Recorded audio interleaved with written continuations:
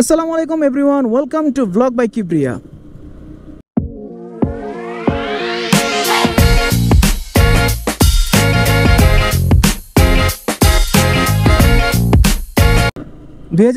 শেষ হওয়ার পরে 2025-এ এটাই আমার চ্যানেলের প্রথম ভিডিও এবং আজকের এই ভিডিওতে আমি কথা বলবো গরিবের রয়্যাল এনফিল্ড খ্যাত ভিক্টর R125 নিয়ে।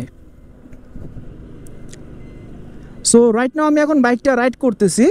তো আমি আমার পার্সোনাল রাইডিং এক্সপিরিয়েন্স এবং কেন এই বাইকটাকে গরিবের রয়্যাল এনফিল্ড বলা হয় সে সম্পর্কে আপনাদের সাথে কথা বলবো। তো বলা বাহুল্য, এই বাইকটা অ্যান্ড রয়্যাল এনফিল্ড দুইটার কোনো সংযোগ নাই, দুইটা দুই প্রান্তর জিনিস। মানে একটা হচ্ছে দক্ষিণ মেরু আর একটা হচ্ছে উত্তর মেরু। তারপরও মজার খাতিরে মানুষজন এটাকে গরিবের রয়্যাল এনফিল্ড বলে, কারণ হচ্ছে ক্রুজার যে বাইকগুলো অথবা ক্যাফে রেসের বাইকগুলো, এগুলোর প্রতি বাংলাদেশের মানুষের আলাদা একটা ফ্যাসিনেশন সবসময় থেকেই আছে। যখন আমাদের দেশে ক্যাফে রেসের বাইকগুলো ছিল না, তখন RX 100 অথবা CDI বাইকগুলোকে মড করে ক্যাফে রেসারের মতো লুক দেওয়া হতো। তো তার পরবর্তীতে লিফান এই বাইকটাকে লঞ্চ করে, যেটা হচ্ছে কমপ্লিটলি ক্যাফে রেসার লুকেই চলে আসি স্টকভাবেই। তো তারপরেও কেন এটা মানুষের কাছে এতটা পপুলার হলো না সেই বিষয়ে আজকে কিছু কথা বলবো। আমি পার্সোনালি এই বাইকটা রাইড করতেছি, আমার কাছে ড্যাশবোর্ড ভিউ থেকে বাইকটা খুবই চমৎকার লাগতেছে, যে একটা ওল্ড রেট্রো লুক বাইক আমি রাইড করতেছি। বাট পারফরমেন্সের দিক থেকে যদি বলেন, এইটা বাইকটা আমাকে ফিল দিচ্ছে যে আসলে এটা একটা নর্মাল কম দামি বাইক। কারণ আপনি লুকসের ক্ষেত্রে তো সবসময় জাজ করবেন না, আপনাকে পারফরমেন্সও এটা দেখতে হবে। বাইকটা যখন লঞ্চ হয়েছিল তখন বাংলাদেশে কোনো ক্যাফে রেসার বাইক ছিল না এবং সিসি লিমিটের কারণে রয়্যাল এনফিল্ডও বাংলাদেশে আসার কোনো সম্ভাবনা ছিল না।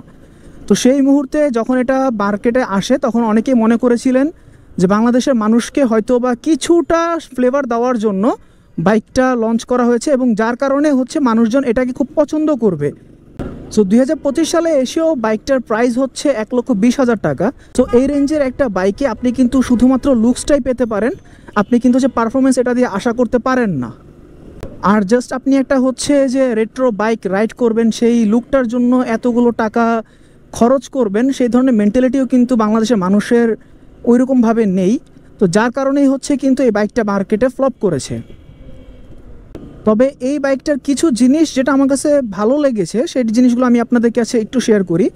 যেমন প্রথমত এর মিটারটা আমি এই প্রথম কোনো বাইকে দেখলাম, যেটা 1.5 লাখ টাকার বাইক অথবা আপনি যদি কম্পেয়ার করেন টু আদার কোম্পানি, যে অনেকগুলো দামি দামি বাইকেই কিন্তু গিয়ার ইন্ডিকেটর থাকে না, বাট এই বাইকের মিটারে কিন্তু গিয়ার ইন্ডিকেটর রয়েছে, আপনাকে শো করতেছে যেটা বাইকটা কয় নাম্বার গিয়ারে আছে। তাছাড়া আরেকটা মজার জিনিস যেটা দেখলাম, সেটা এই বাইকটাতে কিন্তু প্রত্যেকবার গিয়ার শিফট করার পরে কালার চেঞ্জ হয় মিটারে। আর হ্যাঁ, এটা কিন্তু ক্রস গিয়ার না, এটা গিয়ার কিন্তু সবগুলো সামনে।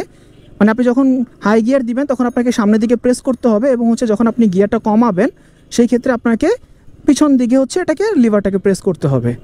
সো এই যে দেখেন, যখন আমি এই যে একটা গিয়ার আপ করলাম তখন দেখেন কালারটা কিন্তু চেঞ্জ হয়ে গেছে। সো এই ফিচারটা আমার কাছে একটু ভালো লাগছে, যে ওয়ান কাইন্ড অফ আর্ট। তাছাড়া রেট্রো গোল একটা মিটার, তার পাশাপাশি যদি হ্যান্ডেল বারের পজিশন একদম টোটাল একটা cafe racer. But performance wise যদি আমাকে বলেন, তো পারফরমেন্স ওয়াইজ আমাকে বাইকটা ভালো লাগে নাই।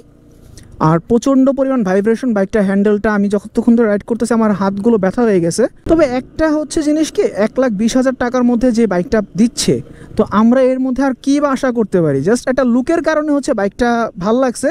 মানে ফার্স্ট দেখা আপনি যখন বের হবেন তখন আপনি দেখতে পারবেন যে সবাই আপনার দিকে একটু তাকায় আছে, কারণ বাইকের লুকটার কারণে। বাইকটার লুকটা খুবই পরিমাণ ইউনিক। রং সাইড দিয়ে এত অটো রিক্সা ঢোকে। এটা লুকসের ক্ষেত্রে আমি কিন্তু আবারও বলতেছি, লুকসের দিক থেকে একটা ক্যাফে রেসার, বাট পারফরমেন্স ওয়াইজের দিকে আমার কাছে একদমই মনে হইতেছে সেই 80 সিসির একটা বাইক, যেটা একদমই নর্মাল আগের কোয়ালিটির, কম দামের মধ্যে প্রয়োজনের জন্য একটা বাইক লাগবে নামমাত্র, তো সেই রকম। এছাড়া আপনি যদি সামনে ড্যাশবোর্ডের লুকটা দেখেন, রেট্রো মিটার এবং হ্যান্ডেল বারের পজিশন, ক্যাফে রেসার গোল লাইট, তো ওভারঅল লুকের দিক থেকে আমি বলবো এটা 100-তে 100, বাট পারফরমেন্সের দিক থেকে আমার সন্দেহ আছে। সো ভিডিওটা এটা করার কারণ কি, যে এখনও পর্যন্ত রয়্যাল এনফিল্ড ওইভাবে মার্কেটে অ্যাভেলেবেল হয়নি, তারা ডেলিভারি দেওয়া শুরু করেনি। তো এর মাঝখানে যারা একটু বাজেটটা কম, তারা কিন্তু রয়্যাল এনফিল্ডের ভাইবটা নিতে পারেন এই বাইকটা চালিয়ে কিছুক্ষণের জন্য। তবে আমার মনে হয় না বাইকটা চালিয়ে কারো কাছে মজা লাগবে, কারণ আমার নিজের কাছেই ভালো লাগতেছে না। তারপরও যার যে পার্সোনাল অপিনিয়ন, বাইকের সাইলেন্সার, সামনের হেডলাইট ডিজাইন, ওভারঅল সুইচগুলো সব কিছুই রেট্রো একটা লুক আছে, তাই ক্যাফে রেসার ভাইব আসে। বাট মনকে সান্ত্বনা দেওয়ার জন্যই হচ্ছে বাইকটা ঠিক আছে, যে হ্যাঁ আমি একটা ক্যাফে রেসার রাইড করতেছি, বাট ফিল নেওয়ার জন্য যদি বলেন যে আমি চালিয়ে ফিল নিতেছি ও সে একটা ক্যাফে রেসার পারফরমেন্স ভালো, এই ধরনের কোনো কিছুই না। আমি নিজেও জানি না আসলে কেন আমি আজকে ভিডিওটা করতেছি। অ্যান্ড হচ্ছে আমি যেটা বললাম যে টাইটেলটা গরিবের রয়্যাল এনফিল্ড, এই টাইটেল শুনে অনেকে আমাকে গালিগালাজ করবেন সেটা আমি জানি, বাট কেন যেন মনে হলো যে হচ্ছে গালি খেয়েই শুরু করি আমার 2025-এর প্রথম ভিডিও। আপনারাই আমাকে গালি দিবেন, আবার আপনারাই আমাকে ভালোবাসা দিবেন, তো সব মিলিয়ে হচ্ছে আপনারাই আমার পরিবার।